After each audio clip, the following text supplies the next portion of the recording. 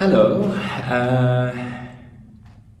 We're going to address a question that I get asked in literally every session that we run in an organization around equality, diversity, and inclusion. Whether it is focusing on race, gender, sexual orientation, language ability, doesn't matter. Without fail, at the end of the session when we have a Q&A, this is the question that gets asked. Some brave soul is going to put up their hand and look around and they're going to say, but where are all the white straight men in this conversation? Why don't white straight men or leadership who embody that archetype, why don't they come and sit in on these conversations? We need them to listen.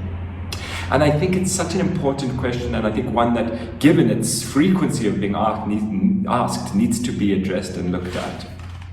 So I'm going to give my thoughts.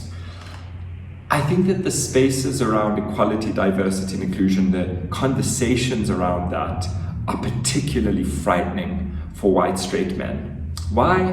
Because they know, as do a lot of us, that that body, that white straight man, able-bodied, Christian, English-speaking individual, has been painted as the ultimate perpetrator, that they are the problem, that it's because of them that we're in this, that we're even having this conversation, that they're the bad person, that they need to be ashamed, that all of this kind of.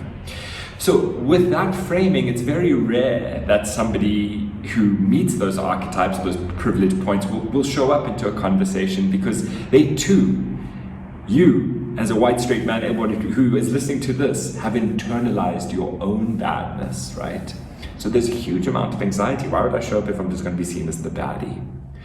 So what we need to be doing is breaking down that binary of perpetrator-victim. How do we accept what is the current status quo, and how do we call in those individuals into the conversation, not necessarily to shame, to say you're the worst, but actually to encourage them to say, because you are in a position of power, because you are in a leadership position, because you have influence, we need you to be part of this conversation, not necessarily to be driving it and leading it, but to be present, to be allies, to be supporting, to be by its side.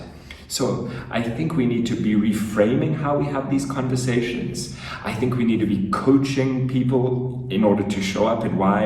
And I think we need to be careful about the language we use in order to create a sense of safety. Now, it's not necessarily mollycoddling white straight men necessarily, but sometimes it's just about Hansel and Greteling, as I call it, like a little sweeter nugget, kind of get them into the conversation. So again, this is a bit of, for people who don't meet that archetype, and for the white straight men who are listening, show up to these conversations, work through that internalized perception of shame and badness, and we need you in this conversation. And how it is we frame this for the practitioners out there and for the participants is going to be incredibly important in order to create bigger conversations and really pull those voices in. Okay, cool.